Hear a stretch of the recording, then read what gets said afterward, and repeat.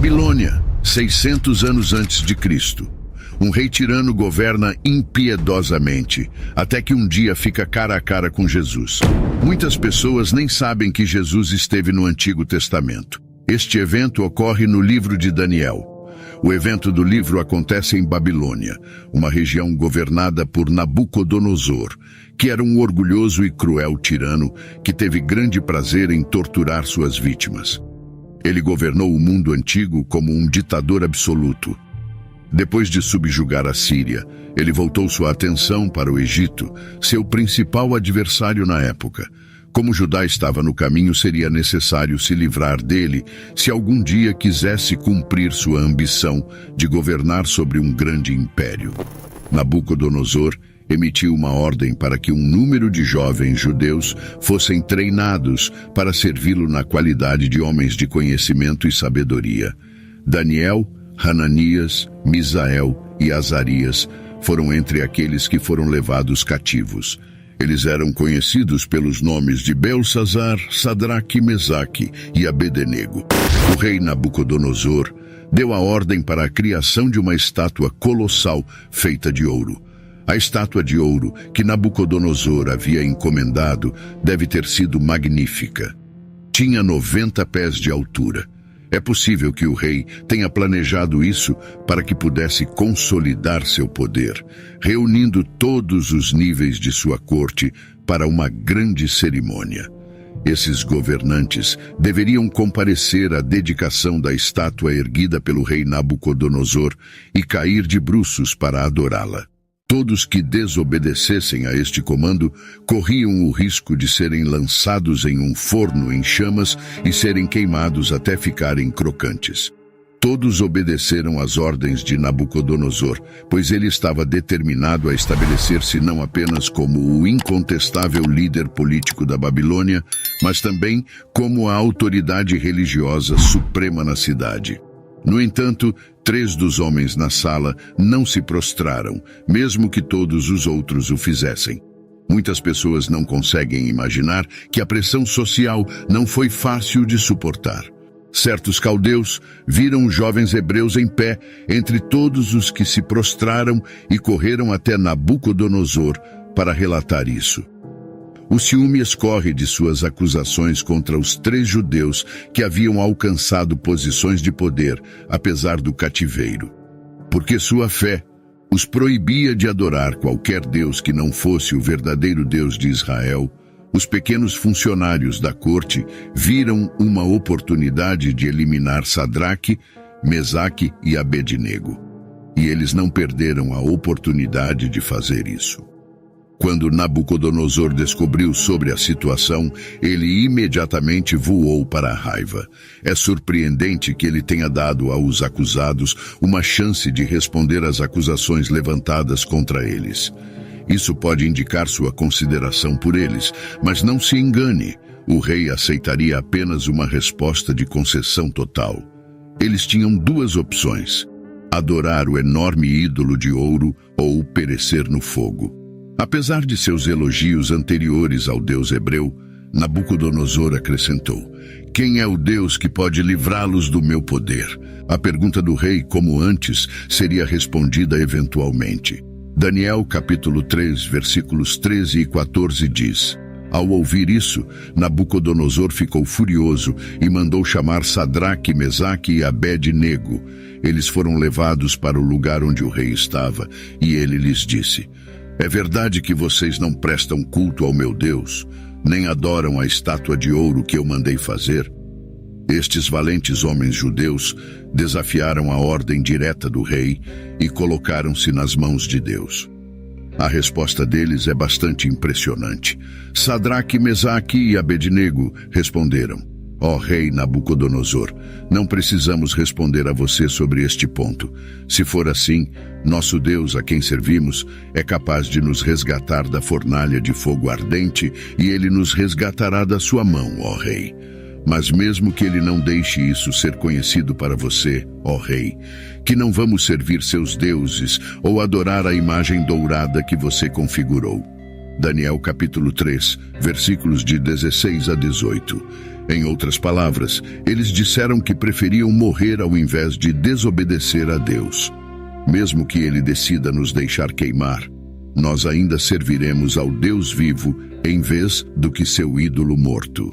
Não tem preço, eles preferiram a morte à infidelidade a Deus e não tiveram dúvidas que planejaram para a possibilidade deste dia por muito tempo.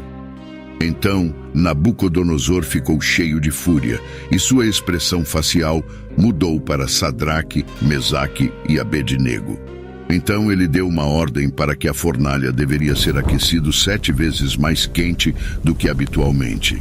Ele comandou certos homens fortes em seu exército para amarrar Sadraque, Mesaque e Abednego e lançá-los na fornalha de labareda.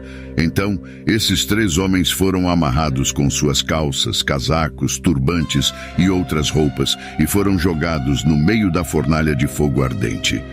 O comando do rei foi urgente e a fornalha estava extremamente quente.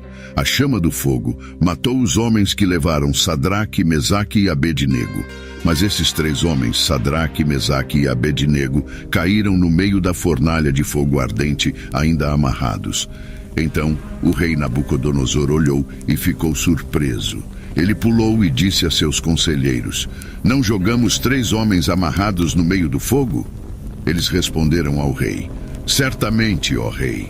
Ele respondeu: "Olha, vejo 4 homens desamarrados andando no meio do fogo, e eles não estão feridos, e a aparência do quarto é como a de um filho dos deuses."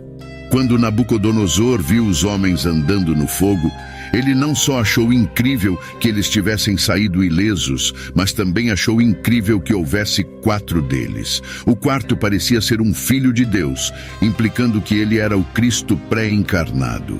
Nabucodonosor nos conta que a 4ª pessoa era um filho de Deus durante a parte mais difícil de sua provação. Jesus estava lá com eles fisicamente, no meio de sua provação na fornalha de fogo. Sadraque, Mesaque e Abednego podem ou não ter tido conhecimento de que o Filho de Deus estava com eles, embora houvesse momentos em que eles estavam conscientes da presença de Jesus em suas aflições. Lemos que vejo 4 homens soltos andando no meio do fogo.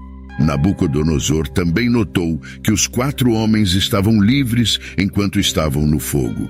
Apenas as cordas que os estavam mantendo juntos foram queimadas pelo fogo.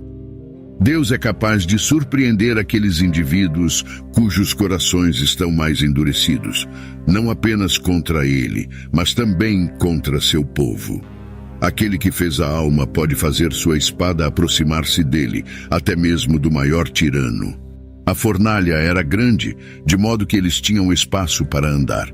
Eles estavam ilesos, de modo que eram capazes de caminhar.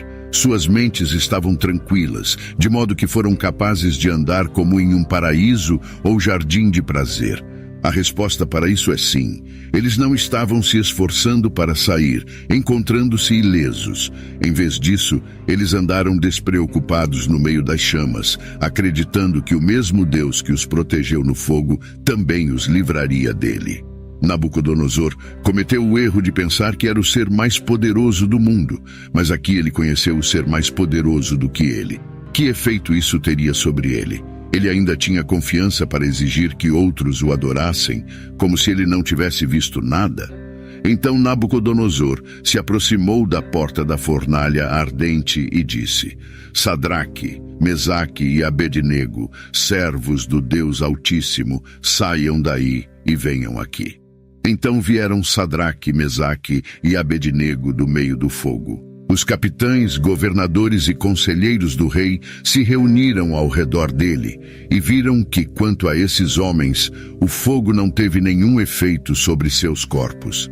Seus cabelos não estavam chamuscados, suas roupas não estavam chamuscadas ou danificadas, e nem mesmo o cheiro de fumaça estava neles. Quando o rei percebeu que os homens que ele havia condenado foram divinamente resgatados, ele os convocou. Nenhum único fio de cabelo em suas cabeças foi queimado no processo. É incrível que alguém tenha sobrevivido mesmo por um segundo dentro da fornalha, quando tantos outros morreram logo na entrada. Deus pode nos livrar de uma provação, ou Ele pode milagrosamente nos sustentar e fortalecer em um julgamento. Ficamos impressionados com a fé desses homens em Deus verdadeiro. Sua resposta no meio do julgamento confirmou 3 coisas: sua crença inabalável no Deus da Bíblia, sua confiança no Deus que é quem Ele diz que é e fará o que diz que fará, sua fé conforme revelada por sua confiança no único que tinha o poder de livrá-los do mal. Seu reconhecimento de Deus sobre o rei mais poderoso do mundo resultou na revelação do poder supremo de Deus para os incrédulos. Sua fé mostra que Deus é capaz de nos livrar dos nossos próprios problemas e ensaios. Como cristãos, sabemos que Deus é capaz de nos livrar, mas também sabemos que Ele nem sempre age dessa maneira. De acordo com Romanos 5, Deus pode permitir provações e dificuldades em nossas vidas para construir nosso caráter, fortalecer nossa fé ou por outras razões desconhecidas. Nem sempre entendemos por que estamos passando por uma provação, mas Deus simplesmente pede que confiemos nele mesmo quando é difícil. João, apesar de experimentar incrível dor, quase intransponível agonia e sofrimento, foi capaz de dizer: ainda que ele me mate, ainda assim confiarei nele. Também sabemos que Deus nem sempre nos garante que nunca sofreremos ou morreremos, mas Ele promete estar sempre conosco. Devemos aprender que, em tempos de adversidade e perseguição, devemos adotar a atitude desses 3 jovens homens. Mas mesmo que ele não queira, nós queremos que você saiba, ó Rei, que não serviremos os seus deuses, nem adoraremos a imagem de ouro que você estabeleceu. Daniel, capítulo 3, versículo 18. A história de Sadraque, Mesaque e Abednego é uma história de fé, coragem e perseverança. Ela nos lembra que Deus está sempre conosco, mesmo nos momentos mais difíceis. Quando enfrentamos desafios, devemos ter fé em Deus e perseverar em nossa fé. Sem dúvida, essas são algumas das palavras mais corajosas já ditas. O fato de o fogo não ter consumido Sadraque, Mesaque e Abednego surpreendeu Nabucodonosor. A questão é que quando andamos pela fé, podemos enfrentar o fogo da perseguição, mas podemos estar confiantes de que Ele está conosco. Ele nos manterá em movimento. Ele eventualmente nos libertará. Ele nos salvará para sempre. Quando somos perseguidos ou sofremos dor, podemos ter esperança porque sabemos que esta vida não é o fim, a vida após a morte. Essa é a sua garantia para todos os que o amam e obedecem a Ele. Saber que passaremos a eternidade com Deus nos permite subir acima da dor e do sofrimento que experimentamos nesta vida.